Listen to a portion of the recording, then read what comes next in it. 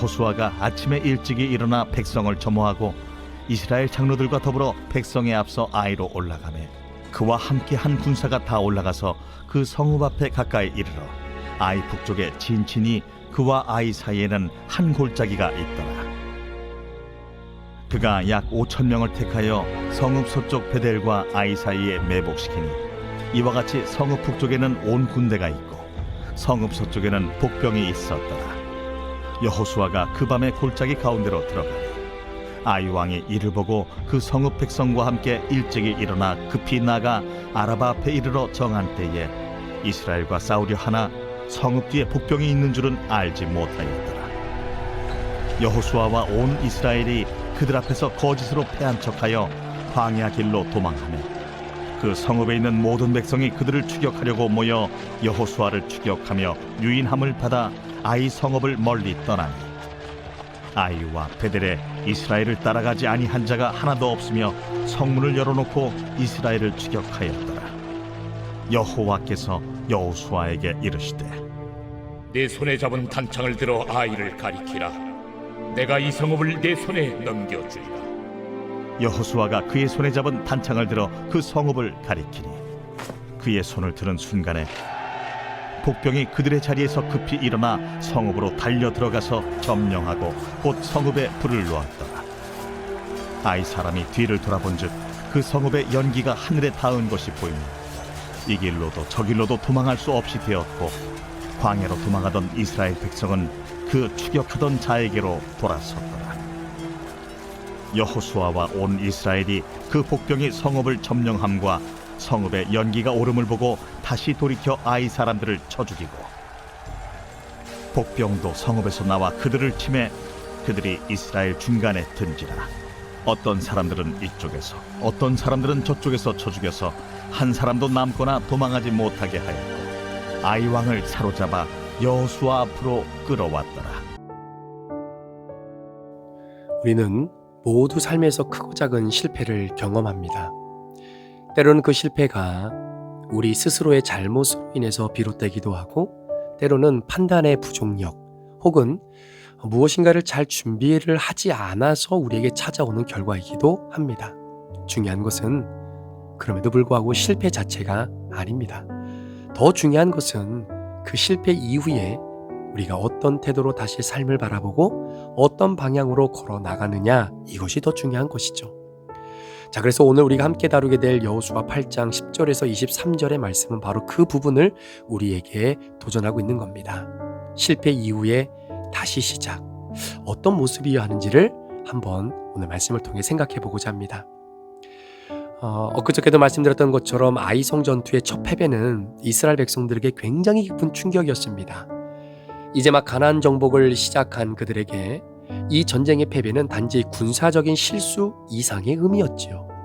그들의 교만, 하나님께 묻지 않았던 결정, 그리고 공동체를 무너뜨린 아간의 죄가 그 뿌리에 있었습니다. 그러나 하나님은 패배가 끝이 아니다라고 말씀을 해주셨죠. 회개한 공동체를 향해 다시 일어나 전진하라고 명령하셨고 새로운 시작의 길을 열어주셨습니다. 실패를 인정하고 하나님께 돌아가는 용기가 바로 회복의 첫걸음이 되었던 것입니다. 드디어 8장에 이르러 이스라엘 백성들은 이전과는 달라진 자세로 다시 아이성을 향해 나아가지요. 무엇보다 눈에 띄는 변화가 있다면 이전과 다르게 이들에게는 하나님을 향한 순종이 있었습니다.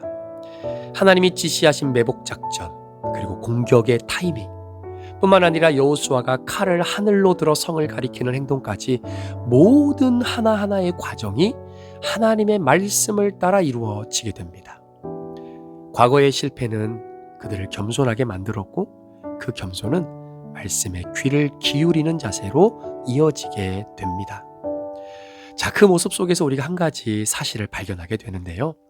여러분, 회복이라고 하는 것은 내가 원래 해오던 방식으로 돌아가는 것이 회복이 아니라 하나님의 말씀 앞에서 다시 배우고 순종할 때 진짜 회복이 시작이 되는 겁니다.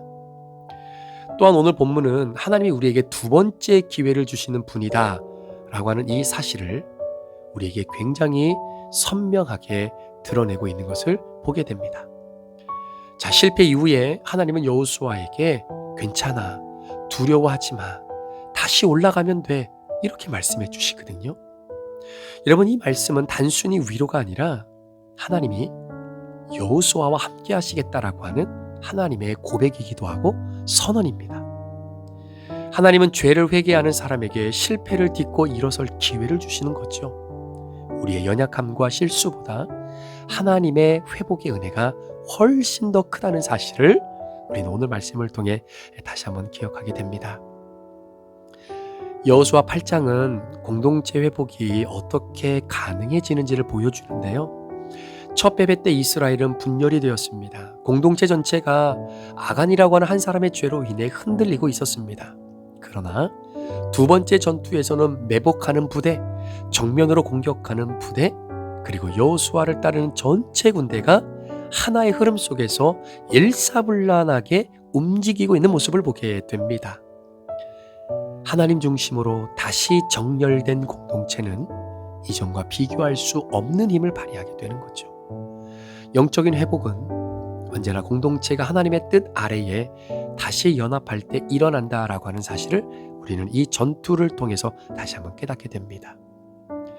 하나님께 순종할 때 주어지는 지혜도 우리가 좀 한번 생각해 볼 수 있는데요. 여러분, 여호수아가 사용한 전술은 굉장히 치밀하고 전략적입니다. 사실 지금의 관점에서 보면 굉장히 단순한 전술 전략 같지만 그때 당시에 이러한 전략과 전술을 세운다는 것 자체가 굉장히 치밀한 것이고, 그리고 엄청난 지혜가 있지 않으면 이러한 전술을 짤 수 없는 상황이었다라는 거예요. 하나님은 단순히 야, 이제 니네 됐으니까 가서 싸워 라고 말씀하지 않으십니다. 매복해라, 그들을 유인해라, 그리고 공격의 타이밍이 이때쯤 올 것이다, 그리고 성의 함락까지 모든 전략이 구체적으로 주어지게 됩니다. 그 과정을 통해 우리는 영적인 순종이 현실의 지혜와 능력을 무시하는 것이 아닌다라는 것을 깨닫게 되는 거죠.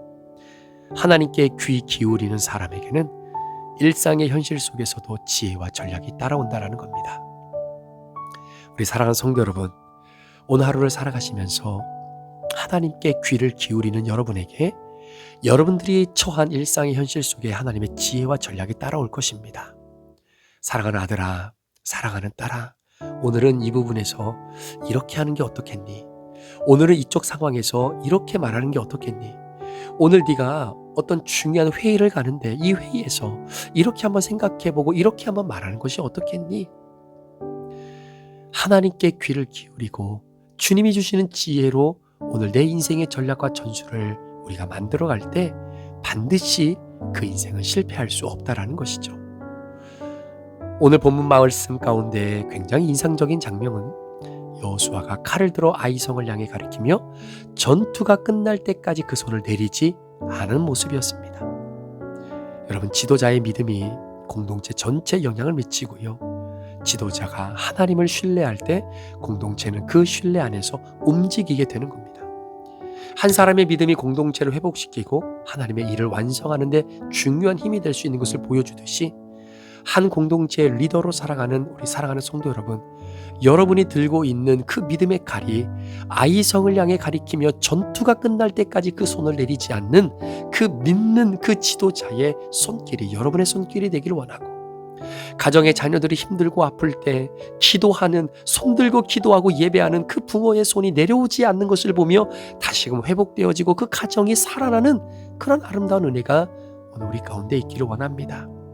저는 개인적으로 한 교회를 담임하고 있는 목사로서 우리 성도들을 향해 정말로 이 여호수아가 그 아이성을 가리키며 전투가 끝날 때까지 손을 내리지 않고 간절하게 하나님의 인도하심을 보여주었던 것처럼 저 또한 그런 믿음의 고백을 가지고 우리 성도들을 위해 기도하고 말씀을 준비하고 함께 큐티하며 나아가는 이 손을 내려놓아서는 안 되겠다라는 것을 다시 한번 깨닫게 됩니다.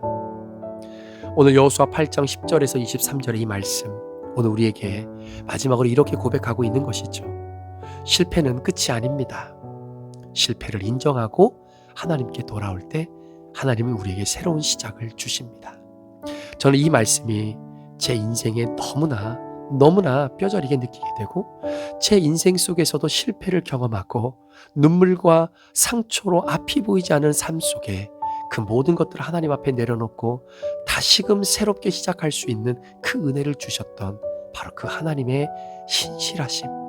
그래서 여러분, 실패는 끝이 아닙니다. 혹시 여러분들의 인생 가운데 직장에서 실패하신 부분, 관계 속에서 실패하신 부분, 또한 물질 관계 속에서 내가 실패하고 내가 하나님 앞에 약속한 계획 속에서 내가 실패했던 것을 경험하여 오늘도 낭망한 분들이 계십니까? 실패가 끝이 아닙니다. 우리가 그 실패를 피할 수는 없습니다. 그러나 실패가 우리를 실패 속에 그냥 내버려 두도록 우리가 그렇게 규정하며 살아갈 이유도 없는 겁니다. 하나님께서 주시는 두 번째 기회를 붙드십시오. 말씀에 다시 순종하고 공동체 안에서 다시 협력하고 지도자적인 자리에 계시는 부모님들, 또 교회의 리더십들, 믿음을 지켜내며 우리가 함께 걸어갈 때에 하나님은 우리 삶 속에서도 회복과 승리를 이루어 가게 허락해 주실 것입니다. 오늘 다시 한번 패배의 현장인 아이성으로 돌아가시는 분들, 두려워하지 마십시오. 겁내지 마십시오. 내가 그저께도 또 지난주에도 큐티에 실패했는데 오늘 말씀을 듣고 나니 다시 실패의 자리였던 그 큐티의 자리로 돌아갈 때 나 또 실패하면 어떡할까? 염려하지 마십시오. 그 실패의 자리에서 다시 하나님이 일으켜 주시는 은혜, 여러분, 이것이 하나님이 우리에게 주시는 영적 진리입니다. 실패하셨습니까? 회피하지 마십시오. 도망가지 마십시오. 다시 그 자리로 가십시오. 그리고 그 자리에서 다시 보란 듯이 하나님의 말씀에 순종하여 그 실패의 자리가 회복의 자리, 은혜의 자리, 승리의 자리로 허락해 주시는 주님의 은혜를 경험하는 복된 하루가 되시기를 우리 구주 예수 그리스도의 이름으로 간절히 축원합니다. 기도하시겠습니다. 사랑의 하나님, 오늘 본문을 통해 성령님이 우리에게 말씀하시는 그 말씀은 실패했어도 괜찮아. 다시 그 자리에서 시작하면 돼. 우리에게 용기를 주시고 힘을 주시는 하나님, 오늘 그 믿음의 고백을 가지고 실패했던 내 가정의 자리, 실패했던 내 학업의 자리, 실패했던 내 관계의 자리, 실패했던 내 건강의 자리, 그곳에서 다시 주님의 말씀에 순종하고 주님이 주시는 바로 그 삶의 지혜를 가지고 하나님이 펼쳐주시는 내 인생의 전술과 전략에 순종하며 나아갑니다. 오늘도 그 실패의 자리에서 우리에게 승리를 거머쥐게 해주시는 하나님의 은혜를 기억할 때에 그 하나님을 신뢰하는 복된 하루가 되도록 인도하여 주옵소서. 감사를 드리며 예수 그리스도의 존귀하신 이름으로 축복하며 기도합니다. 아멘.